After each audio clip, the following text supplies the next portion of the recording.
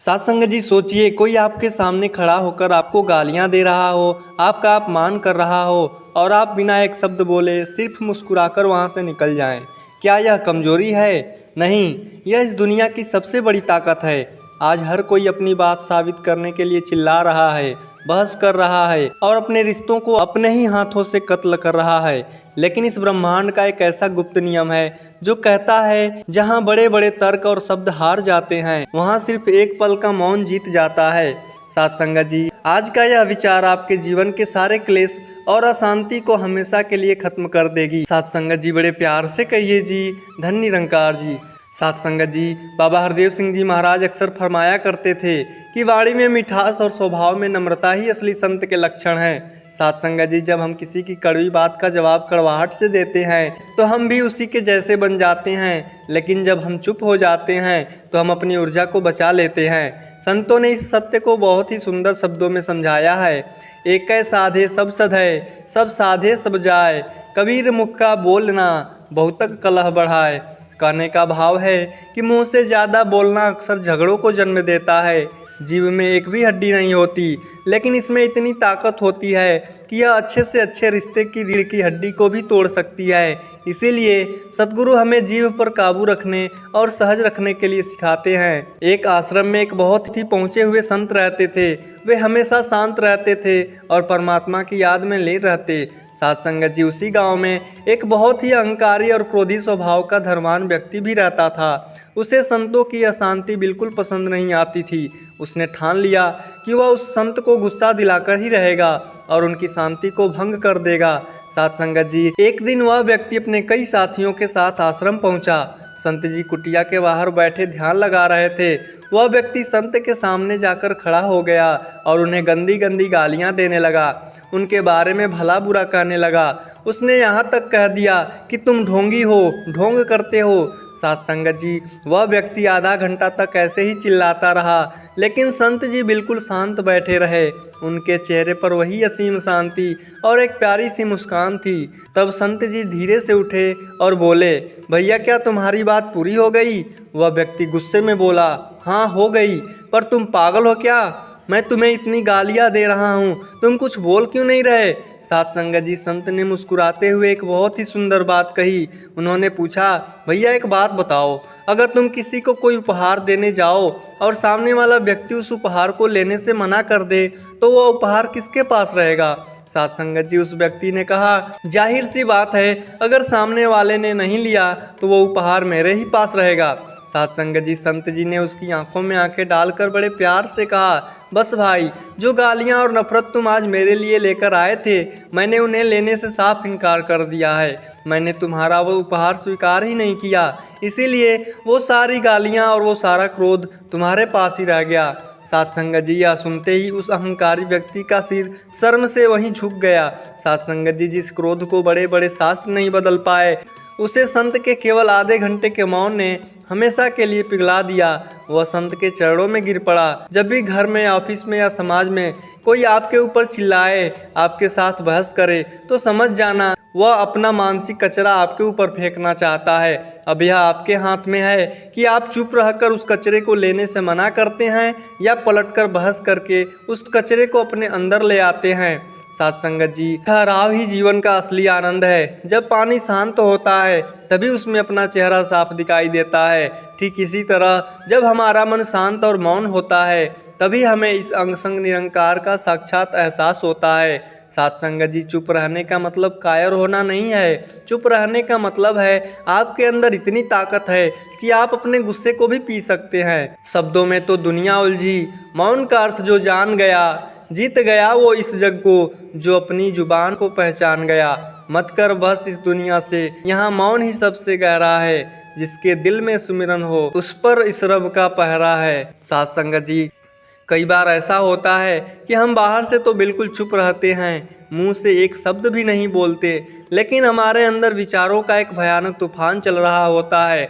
हम अंदर ही अंदर सामने वाले को कोस रहे होते हैं, बदला लेने की योजना बना रहे होते हैं, या पुरानी कड़वी बातों को याद करके खुद को दुखी कर रहे होते हैं। लेकिन साध संगत जी, संत महापुरुष हमें यही समझा रहे हैं कि यह असली मौन नहीं है, यह तो केवल बाहर का दिखावा है। असली मौन तो तब होता है जब आपके बाहर के साथ साथ आपके अंदर का भी शोर शांत हो जाए, जब मन में चल रही शिकायतों, चिंताओं और नफरत की तरंगे बिल्कुल थम जाएं। और यह आंतरिक मौन आता कैसे है? साध संगत जी, यह आता है सिमरन से। साध संगत जी, जब हम सिमरन करते हैं तू ही निरंकार मैं तेरी शरण हाँ मैनू बख्श लो, तो हमारा ध्यान इस चंचल संसार से हटकर इस स्थिर निरंकार प्रभु पर टिक जाता है।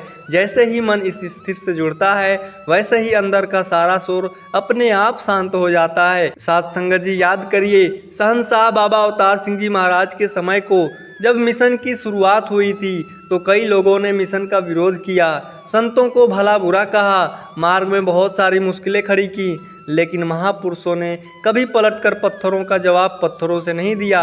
वे हमेशा चुप रहे, सिमरन करते रहे, एक दूसरे से प्यार बांटते रहे। साध संगत जी, शहंशाह बाबा अवतार जी ने फरमाया भी है, साध संगत है रूप हरिदा, साधु निंदा कर देना, कौड़े बोल सुनन जे केड़े, वो ही सिमरन कर दे जा।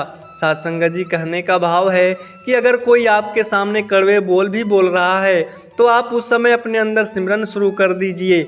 जब आप अंदर सिमरन का सहारा लेते हैं तो सामने वाले के कड़वे शब्द आपके दिल को छू नहीं पाते, वे हवा में ही विलीन हो जाते हैं। साध संगत जी, जब आप एक गंदे नाले के किनारे से गुजरते हैं तो वहाँ बहुत बदबू होती है। आप उस समय क्या करते हैं? क्या आप नाले से लड़ने बैठ जाते हैं या उस बदबू को हटाने की कोशिश करते हैं? नहीं, आप समझदारी दिखाते हैं, अपने मुंह और नाक पर कपड़ा रख लेते हैं और चुपचाप वहां से आगे बढ़ जाते हैं। साध संगत जी, दुनिया में मिलने वाले कड़वे लोग, ईर्ष्या करने वाले लोग भी उसी गंदे नाले की तरह हैं जो अपने अंदर की बदबू बाहर फैला रहे हैं। उनके सामने अपनी जीभ को खराब मत करिए, बहस मत करिए, अपने मन पर मौन और सिमरन का पर्दा रखिए और चुपचाप आगे बढ़ जाइए। साध संगत जी, आपकी यही समझदारी आपको संसार की हर गंदगी से बचा लेगी। बाहर की चुप्पी तो दुनिया देख लेती है, अंदर का मौन इस रब को लुभाता है। जो थम जाती है मन की लहरें सिमरन में, वहाँ साक्षात ये निरंकार मुस्कुराता है। साध संगत जी, जब हमारे साथ कोई गलत करता है तो हमारा अहंकार वहाँ तुरंत जाग जाता है। हम चाहते हैं कि हम उसी समय चीखें, चिल्लाएं और बदला लें, खुद को सही साबित करें। लेकिन संतों का मार्ग कहता है कि जब आप खुद को सही साबित करने के लिए लड़ रहे होते हैं और जब आप पूरी तरह शांत होकर अपनी हर बात को इस निरंकार के चरणों में सौंप कर चुप हो जाते हैं, तो आपकी लड़ाई यह निरंकार खुद लड़ना शुरू कर देता है। याद रखिए, जब इंसान अपनी वकालत खुद करता है तो वह हार भी सकता है, लेकिन जब हमारा वकील खुद या ब्रह्मांड का मालिक या दातार बन जाए तो फिर न्याय इतना सटीक होता है कि दुनिया देखती रह जाती है। आपको किसी को नीचा दिखाने की ज़रूरत नहीं है, समय अपने आप सबको अपने सही जगह पर लाकर खड़ा कर देता है। साध संगत जी, गुरु बाबा हरदेव सिंह जी महाराज फरमाया करते थे कि सहना सीखो, क्योंकि सहने वाले का घर कभी उजाड़ नहीं होता और जुल्म करने वाले की जड़ें कभी गहरी नहीं होती। साध संगत जी, सच्चा निरंकारी वो नहीं है जो केवल सत्संग में बैठकर शांत दिखे। असली परीक्षा तो तब होती है जब कोई समाज में उसका मान अपमान करे और वह ब्रह्म ज्ञान की कसौटी पर खरा उतरे। साध संगत जी, सदगुरु माता सुदीक्षा जी महाराज हमें समझा रही हैं कि जब हमारे सिर पर ज्ञान का ताज है तो हमारे स्वभाव में असीम धैर्य होना चाहिए। जो झुकना जानता है, जो चुप रहना जानता है, वही इस दातार के सबसे करीब होता है। जैसे फल से लदा हुआ पेड़ हमेशा नीचे की ओर झुका रहता है, वैसे ही जिस इंसान के अंदर रूहानी ज्ञान और परमात्मा का प्यार भरा होता है वह कभी बहसबाजी में नहीं उलझता। उसका मौन ही उसका सबसे बड़ा प्रमाण बन जाता है। तू चुप रह बंदे, तेरी चुप्पी में ही गहरी राज है, तेरी हर खामोशी पर इस निरंकार को नाज है।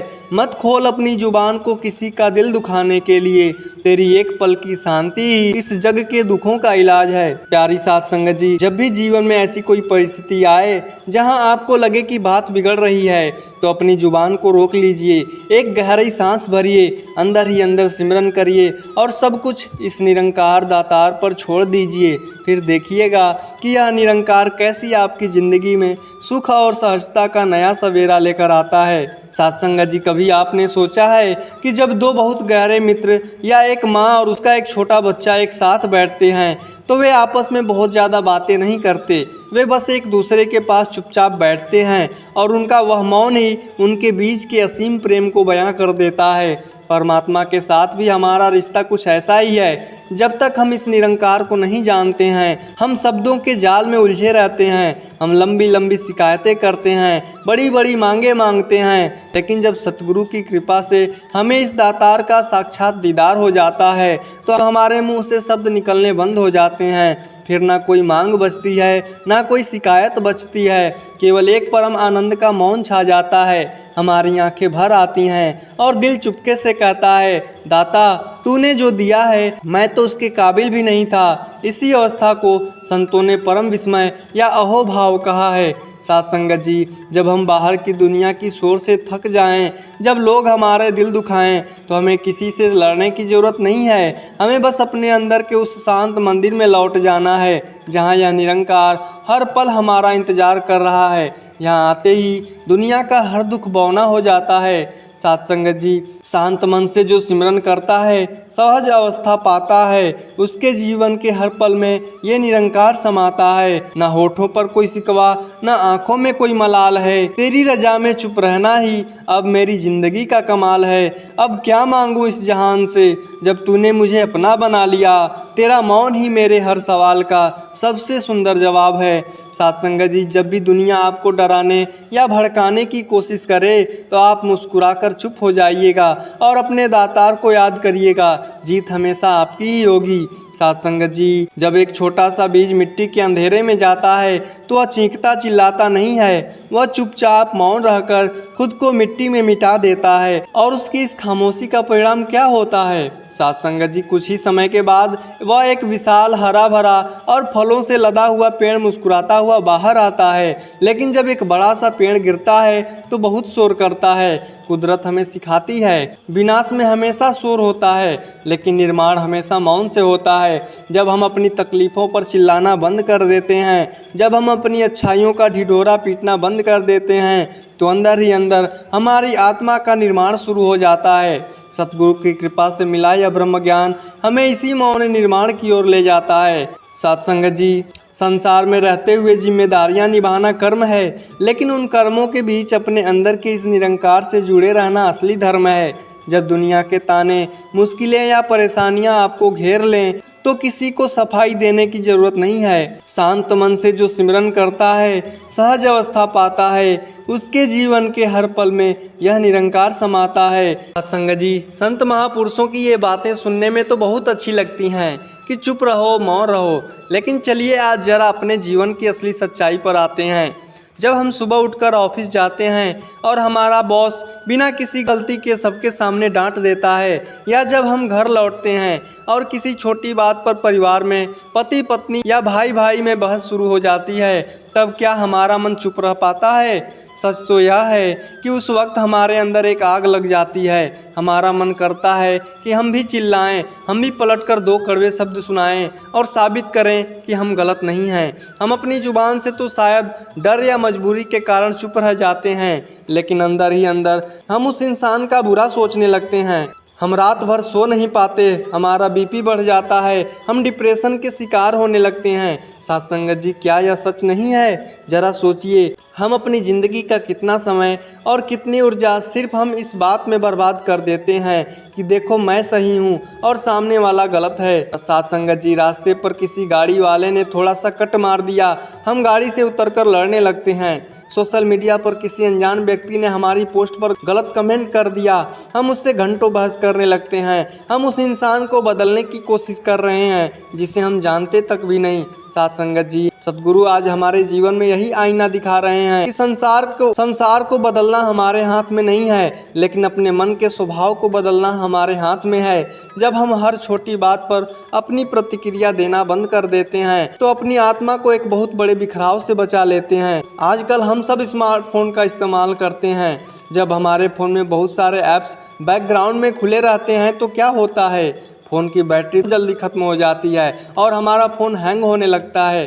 साथ संगत जी, हमारी ज़िंदगी भी इस स्मार्टफोन की तरह है। जब हम हर किसी की निंदा, हर किसी की बहस और किसी के गुस्से को अपने दिमाग में खुला रखते हैं तो हमारे जीवन की ऊर्जा हैंग होने लगती है, मन अशांत हो जाता है। चुप रहना और सिमरन करना बिल्कुल वैसा ही है जैसे बैकग्राउंड के उन फालतू ऐप्स को क्लियर ऑल कर देना है। जैसे ही आप अंदर से शांत होते हैं, आपकी ज़िंदगी की बैटरी फिर से फुल चार्ज हो जाती है। साथ संगत जी, बड़ा वो नहीं जो दूसरों को छोटा दिखाए, बड़ा तो वो है जो हर किसी को गले से लगाए। और जब कोई गले से लगने के मूड में ना हो तो वहाँ चुपचाप मुस्कुराकर आगे बढ़ जाना ही बुद्धिमानी है। दुनिया के तानों को अपनी कमजोरी मत बनने दो, अपनी खामोशी को अपनी सबसे बड़ी ढाल बना लो। लड़ना तो बहुत आसान है इस मतलबी जमाने से, मगर चुप रहकर सिमरन की आदत बना लो। साथ संगत जी, चलिए आज एक ऐसी सच्चाई पर बात करते हैं जो हम सबके घरों में रोज़ घटती है। बाहर की दुनिया में तो हम बहुत सभ्य बन जाते हैं, सत्संग में आते हैं, बड़े प्यार से धन निरंकार करते हैं। साथ संगत जी, लेकिन जैसे ही अपने घर की चार दीवारी के अंदर कदम रखते हैं, हमारा स्वभाव कैसा हो जाता है। साथ संगत जी, वहाँ हमारा धैर्य बिल्कुल खत्म हो जाता है। माता पिता ने कुछ कह दिया तो हम झल्ला जाते हैं, पत्नी या पति ने कोई कमी निकाल दी तो हम तुरंत पलटकर 10 बातें सुना देते हैं, बच्चों पर अपना गुस्सा निकालने लगते हैं। सच कहिए, क्या ऐसा नहीं होता? हम बाहर की दुनिया को शांत करने चले हैं, लेकिन हमारे अपने घर के अंदर एक अनकहा युद्ध चल रहा है। हम हर छोटी छोटी बात पर अपनी प्रतिक्रिया देने लगते हैं, अपने ही खूबसूरत परिवार के सुख चैन में आग लगा देते हैं। साथ संगत जी, आजकल तो एक और नई बीमारी आ गई है, सोशल मीडिया। हम सुबह आंख खोलते ही सबसे पहले अपना फ़ोन उठाते हैं। किसी ने हमारी फ़ोटो पर अच्छा कमेंट नहीं किया तो हमारा मूड ख़राब हो जाता है। व्हाट्सएप ग्रुप में किसी रिश्तेदार ने हमारी बात का जवाब नहीं दिया तो हम अंदर ही अंदर कूदने लगते हैं। हम हर जगह बस यही साबित करने में लगे हैं कि मैं कितना सही हूँ, मैं कितना समझदार हूँ। साथ संगत जी, आज सतगुरु हमें इसी मानसिक जाल से बाहर निकाल रहे हैं। जब हम इस अंग निरंकार को जान लेते हैं तो हमें दुनिया के सर्टिफिकेट की ज़रूरत नहीं रह जाती। जब ब्रह्मांड का मालिक जानता है कि आप सच्चे हैं तो फिर किसी अनजान व्यक्ति के सामने चिल्लाकर या बहस करके खुद को साबित करने की क्या ज़रूरत है। आपने माचिस की तीली को देखी होगी। माचिस के तीली का जो हेड होता है उसमें थोड़ा सा मसाला लगा होता है। जैसे ही उसे खुरदुरी सतह पर रगड़ा जाता है वह तुरंत आग पकड़ लेती है, लेकिन उस आग का नुकसान क्या होता है? वह तीली दूसरों को जलाने से पहले खुद पूरी तरह जलकर काली और राख हो जाती है। साथ संगत जी, हमारा गुस्सा और हमारी तीखी प्रक्रिया भी उस माचिस की तीली जैसी है। जब कोई हमें अपनी कड़वी बातों से रगड़ने की कोशिश करता है तो हम तुरंत आग बबूला हो जाते हैं। हम सोचते हैं कि हम सामने वाले को जला रहे हैं, लेकिन सच तो यह है कि उस गुस्से की आग में सबसे पहले हमारा अपना खून जलता है, हमारी अपनी मानसिक शांति राख हो जाती है। साथ संगत जी, संत कबीर ने इस कड़वे सच को बड़े सुंदर शब्दों में ढाला है। गाली आवत एक है, उल्टत होए अनेक, कह कबीर ना उलटिए, रही एक की एक। कहने का भाव है कि अगर सामने वाले ने एक कड़वा शब्द कहा और आपने पलटकर जवाब नहीं दिया तो वह बात वहीं खत्म हो गई, लेकिन अगर आपने पलटकर जवाब दिया तो वह एक बात महाभारत का रूप ले लेगी। साथ संगत जी, गुरसिक का स्वभाव बर्फ की तरह शीतल होना चाहिए। आग को आग से नहीं बल्कि पानी से बुझाया जाता है। आज से जब भी कोई आपके मन को ठेस पहुंचाने की कोशिश करे तो खुद से बस एक बात कहिए, मैं माचिस की तीली नहीं हूँ जो किसी के रगड़ने पर जल उठूँ। मैं इस निरंकार का बच्चा हूँ, मेरा स्वभाव तो शांत है। जैसे ही आप यह सोचेंगे, सामने वाले का सारा गुस्सा हवा में उड़ जाएगा। साथ संगत जी, आप कभी किसी शमशान या कब्रिस्तान के सामने से गुजरे हैं? वहाँ रोज ना जाने कितने ऐसे लोग पंचतत्वों में विलीन हो रहे होते हैं जो कुछ ही दिनों पहले तक किसी न किसी से बहस कर रहे थे, किसी न किसी को नीचा दिखाने की कोशिश कर रहे थे या कोर्ट कचहरी के चक्कर काट रहे थे। यह ज़मीन मेरी है, यह दुकान मेरी है, मैं इसे नहीं छोड़ूंगा। पर आज वो कहाँ हैं? साथ संगत जी, उनकी वो सारी बहस, वो सारा गुस्सा, वो खुद को ही सही साबित करने की जिद सब कुछ उस मिट्टी में दफन हो गया। उनके साथ क्या गया जो उन्होंने जीते जी सिमरन करके कमाया था, या फिर वो अशांति जो वे नफरत के रूप में बटोरते रहे। जरा सोचिए, जिस संसार से एक दिन सब कुछ छोड़कर चले जाना है, वहाँ 2 पल की जिंदगी में हम किसी से बैर रखने में, किसी को पलटकर कड़वा जवाब देने में अपना अनमोल समय क्यों बर्बाद कर रहे हैं। हम रोज सुबह उठकर घर से निकलते हैं और अपनी सुख सुविधाओं के लिए धन बटोरने लगते हैं, लेकिन क्या हम अपने मन के लिए शांति बटोर रहे हैं? साथ संगत जी, सदगुरु माता जी यही समझा रही हैं कि यह जो इंसानी जन्म मिला है, यह किसी से बहस करने या किसी का दिल दुखाने के लिए नहीं मिला। यह तो इस अंग संग निरंकार को जानकर, इसके रंग में रंग कर शांत और सहज होकर जीने के लिए मिला है। जब कोई हमारा दिल दुखाता है या हमारी निंदा करता है तो वो अपना कर्म खराब कर रहा होता है, लेकिन जब हम पलटकर उसे गालियां देते हैं या अंदर ही अंदर कड़वाहट पाल लेते हैं तो हम अपना वर्तमान और अपना परलोक दोनों खराब कर लेते हैं। साथ संगत जी, आइए इसे जीवन की एक बहुत ही सुंदर मिसाल से समझते हैं। अपने हाथ में थोड़ी सी सूखी रेत लीजिए और मुट्ठी को कसकर बंद करने की कोशिश कीजिए। आप जितनी जोर से मुट्ठी को बंद करेंगे, रेत उतनी ही तेजी से आपकी उंगलियों के बीच से सरकती जाएगी। साथ संगत जी, हमारा जीवन और हमारा समय भी उस रेत की तरह है। यह हर सेकेंड हमारी मुट्ठी से फिसल रही है। हमारे पास इतना समय नहीं है कि हम लोगों से नाराज होने में या खुद को सही साबित करने में इसे गंवाएं। मुट्ठी को खुला छोड़ दीजिए। जब मुट्ठी खुली होगी तो न रेत गिरने का अफसोस होगा और न मन में कोई बोझ रहेगा। खामोश रहना और निरंकार की रजा में खुश रहना ही मुट्ठी को खुला रखना है। साथ संगत जी, आए हैं सो जाएंगे, राजा रंग फकीर, एक सिंहासन चढ़ चले, एक बंधे जंजीर। साथ संगत जी, सिंहासन पर बैठकर वही जाता है जिसका मन जीते जी शांत हो गया, जिसने इस निरंकार को अपना आधार बना लिया, और जंजीरों में वो जकड़ा रहता है जो मरते दम तक शिकायतों और नफरत के जाल में उलझा रहा। साथ संगत जी, आज जब यह विचार समाप्त हो तो जिसने आपका दिल दुखाया उसे इस निरंकार का रूप मानकर मन ही मन क्षमा कर दीजिएगा। अपनी जुबान पर मौन और दिल में सिमरन का वास रखिएगा। फिर देखिएगा यह दातार आपकी जिंदगी को कैसे परमानंद से भर देता है। हे दयालु सदगुरु, आप अनंत दया, प्रेम और करुणा के सागर हैं। सबसे पहले हम आपका कोटि कोटि धन्यवाद करते हैं। आपने हमें मानव जीवन का अमूल्य उपहार दिया, सत्य का ज्ञान कराया और अपनी शरण में स्थान दिया। आज हम आपके श्री चरणों में समस्त मानवता के कल्याण की विनम्र प्रार्थना को लेकर उपस्थित हैं।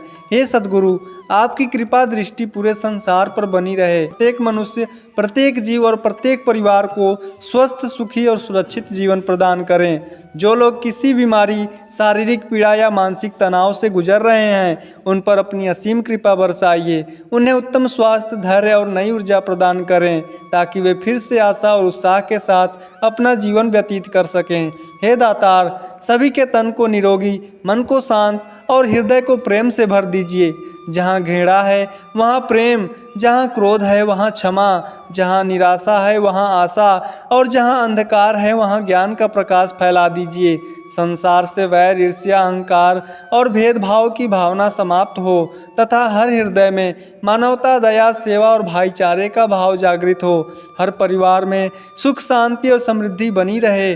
किसी भी घर में भूख, अभाव, बेरोजगारी या निराशा ना रहे। सबको ईमानदारी से मेहनत करने की शक्ति, जीवन यापन के उचित साधन और संतोष का आशीर्वाद प्रदान करें। तन, मन और धन तीनों रूपों में सभी को खुशहाली प्रदान करें ताकि कोई भी व्यक्ति स्वयं को असहाय या अकेला महसूस ना करे। हे मेरे कृपालु प्रभु, अपने बच्चों को उत्तम संस्कार, विद्यार्थियों को एकाग्रता और ज्ञान, युवाओं को सही दिशा और बुजुर्गों को सम्मान तथा स्वस्थ जीवन प्रदान करें। किसानों की मेहनत सफल हो, श्रमिकों के परिश्रम का उचित फल मिले, चिकित्सकों की सेवा की शक्ति मिले, शिक्षकों को प्रेरणा मिले और प्रत्येक व्यक्ति अपने कर्तव्यों का पालन ईमानदारी से कर सके। हे प्रभु निरंकार, हमें ऐसा विवेक प्रदान करें कि हम कभी किसी का दिल ना दुखाएं। हमारे विचार, वचन और कर्म ऐसे हों जिनसे समाज में प्रेम, विश्वास और सद्भाव बढ़े। हमें सेवा, सिमरन और सत्संग के मार्ग पर दृढ़ बनाए रखें तथा हर परिस्थिति में आपकी रजा में रहने की शक्ति प्रदान करें। हे सतगुरु, हमारी यही विनम्र प्रार्थना है कि आपकी कृपा की छाया सदा समस्त संसार पर बनी रहे। हर प्राणी स्वस्थ रहें, हर घर में खुशियाँ रहें, हर हृदय में आपका प्रेम बसे और पूरी मानवता एक परिवार बनकर प्रेम, शांति शांति और भाईचारे के साथ जीवन व्यतीत करें। हमारा जीवन भी ऐसा बने कि हम जहाँ जाएं वहाँ प्रेम, सेवा और मानवता का संदेश फैलाएं तथा आपके दिव्य ज्ञान के अनुरूप जीवन जीते हुए विश्व कल्याण में अपना छोटा सा योगदान दे सकें। साथ संगत जी बड़े प्यार से कहिए जी, धन निरंकार जी।